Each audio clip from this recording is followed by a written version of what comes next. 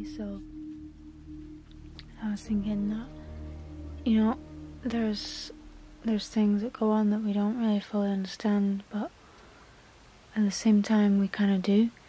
And you know, your soul is always speaking to you, even if it's so covered over by so much, you know, talking in your own head. It's there, and it's always listening. It's always speaking, even if it's really kind of quiet. You know, it's always there in the background. And finding that voice every time is key. Is key to your happiness. Is key to my happiness. Is key to all of our happinesses. And I think it's important to always listen to yourself. You know, listen to that little voice in yourself. She's there. He's there. Always listening. Always speaking. Sometimes it's quite a soft whisper though. So like I say, you really have to also listen yourself. And find out more about who you are. And you do that by listening to that little voice, right? But you have to listen. You have to hear it speak to you in ways that only you know how. The ways aren't simple. They're changing all the time, but they come through in these magnificent ways that help you to grow in even more ways than you could really know.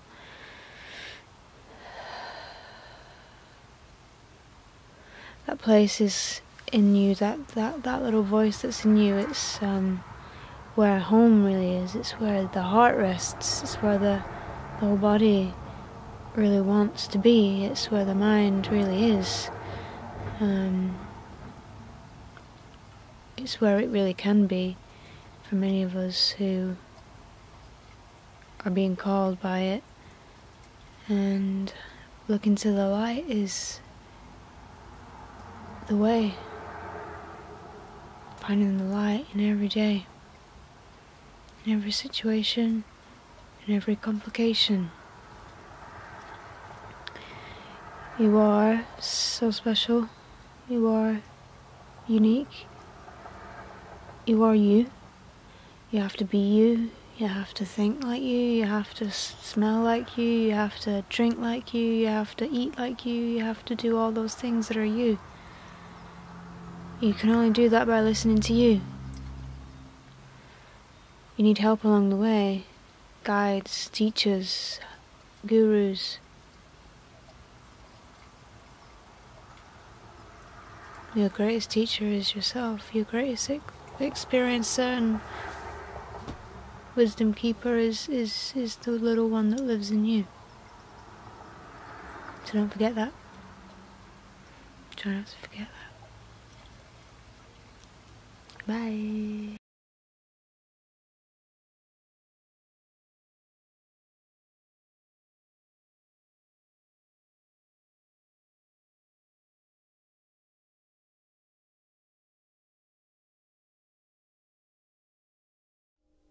Big shout out to Phoebe, who commented on one of my videos this morning.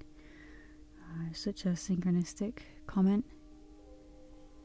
She requested that I make a video on Mandala Meanings, and straight away it just clicked for me. So thank you so much for giving me that idea. You inspired this whole video, so many blessings to you. In today's video I want to explore the meaning of mandalas. The general meaning for them, but also mainly I'm going to talk about what they mean to me, because I've had a long-standing relationship with mandalas, as you'll see in this video. Mandalas have been a big part of my journey in this life so far. I actually drew my first mandala back in July 2015, I think it was, and that's basically where it all started. If you go back on my Instagram page, you can see that's where I started. And since then I've created many mandalas. So it's been a beautiful expression for me over the years. But first of all, I wanted to give you a definition of the word mandala. So the meaning of mandala comes from Sanskrit meaning circle. Mandalas offer balancing visual elements, symbolizing unity and harmony, and the meanings of mandalas depend on the colour, geometric elements and culture.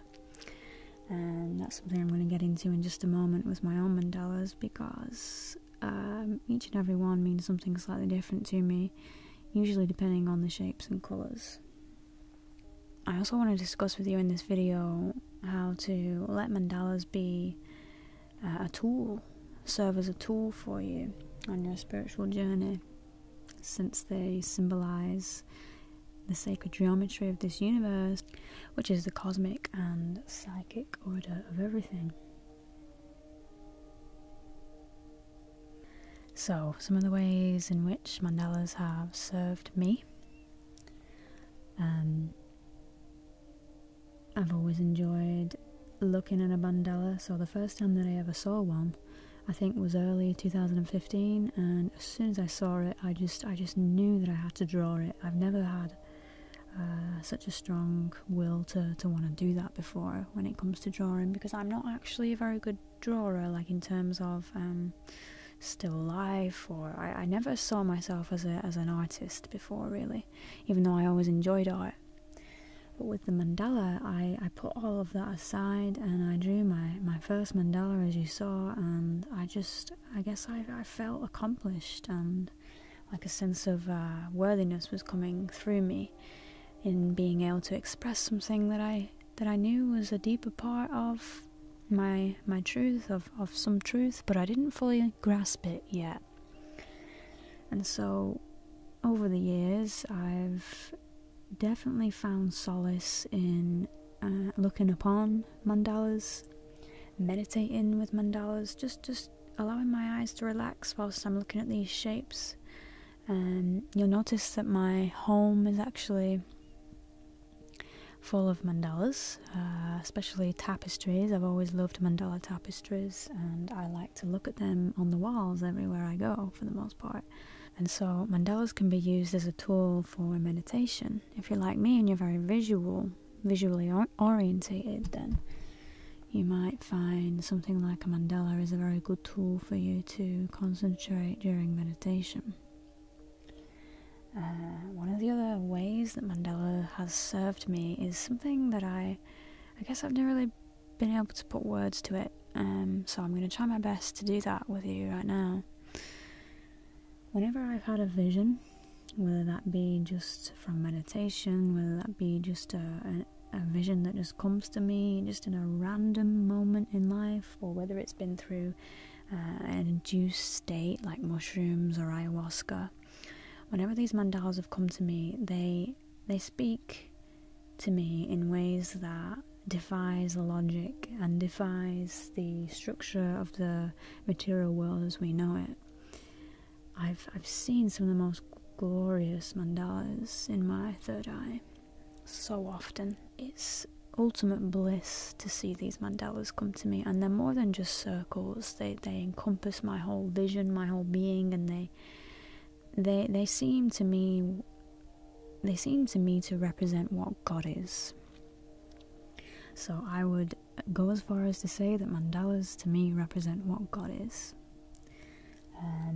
They're not masculine or feminine, they're ever changing, they're multicoloured, they're beyond. There's colours that I've seen in mandalas that I guess I've never really seen before, or I can't quite describe them, but what I will say is that they've always been a big part of my journey so far. I don't know if I've seen them since being a kid, but I know back in July 2015 that was a big step for me towards living a mandala meditation oriented life. What I've started to do recently in getting back into drawing mandalas is to set an intention with the pieces that I draw, with the pieces that I colour. I'm actually using watercolour paint pens, you can see here, And what's been happening is I've just been choosing a mandala shape, choosing the colours, and then probably about 5 minutes into the colouring of it, I'll hear a title or a name for this mandala, and I'll write it on the back. And by the time that I'm finished, I'm so clear with the intention of what this mandala means, and I'm feeling good about having colour on the page and express something unique to myself, that by the time that I'm finished, I feel a sense of completion. I feel a sense of happiness, which is what I get with most of my art, but something special about mandalas because of their sacred geometrical nature that is so balanced. It hasn't always been easy for me drawing mandalas. I remember in the very beginning I used to really struggle getting the measurements right. So at the moment I'm currently utilising a colouring book and just drawing on top of that. And my hopes is to frame some of these mandalas and start putting them on my shop, because this is a bit of a new endeavour for me. I've painted so many mandalas before that I don't want to take up this whole video showing you them all, but if you're ever interested, you can check out my Instagram account. Most of them are on there. You can check out my Etsy shop. I also have some older pieces on there, but one of my favourite ones is this sun mandala, which represents the etheric layers or dimensions of reality, from the very core of the inner sun all the way out into the higher realms. And you know, it goes from the chakra colours, from red to orange to yellow to green to blue to purple to pink. I think colour therapy has been some of my most intriguing of endeavours when it comes to planning my space, when it comes to creating art, when it comes to designing my videos even. I've always had a massive fascination with colour, just all in itself. Here's some mandala quotes that I thought were pretty cool. The mandala is an archetypal image whose occurrence is attested throughout the ages. It signifies the wholeness of self. That was Jung. And this is by Pema Chodron. She says, each person's life is like a mandala, a vast, limitless circle. We stand in the centre of our own circle, and everything we see, hear, and think forms the mandala of our life.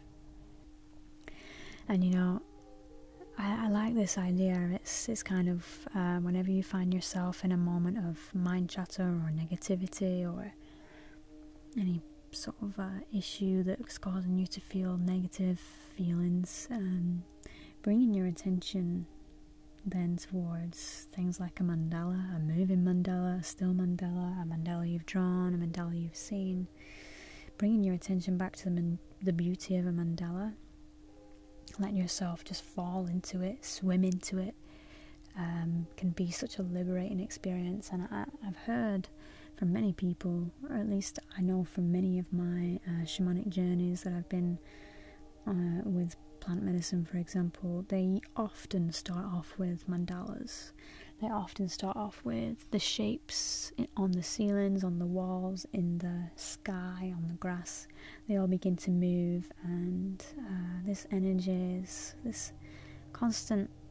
has this constant dancing effect to it, which is full of colour, is full of vibrancy, and it's the underlying fabric of the universe, which I think is just it's this abstract answer for all things. And because it's abstract, you can't really explain it, but for me there is so much wisdom in one mandala, in all of the mandalas, that carry this frequency. You know, you look at snowflakes, for example, you look at this circle shape, it's in everything. It's the wholeness, it's the completeness of life.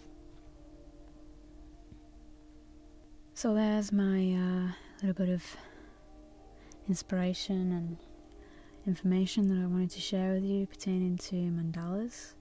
I hope it's inspired you in some way, maybe to create your own, or to maybe purchase your own mandala, Of course, there's plenty of mandala colouring books out there that can be, if you're an artistic person, you may find a lot of meditation and solace in just allowing yourself to sit down and colour for 20 minutes every day. Like I say, mandalas have meant a lot to me on this journey, so I'm going to leave you with some wisdom now. I've been writing every single day pieces of wisdom and I guess musings that I read out to myself every morning, and I wanted to share them with you because they bring a lot of beauty and peace into my heart, and my hopes is that this video can do the same for you, and in the very least it's a pocket of memory for me. Who you are is already wonderful beyond belief. You have been through so much already and have grown from all of it. Forgive, forget and let go. Relax, release and rest. Come into love and bliss. I am all that I could ever wish to be and more. I am joyful because I choose to see my life for what it really is, a miraculous game. I choose joy because it feels amazing, enlivening and enriching. I am winning at life. I take the steps required in order to live a healthy and happy existence. I am consistently communicating joyful expression to all areas of consciousness. I am at peace with my body and organs, mind and spirit. I express my love and gratitude for myself and others always.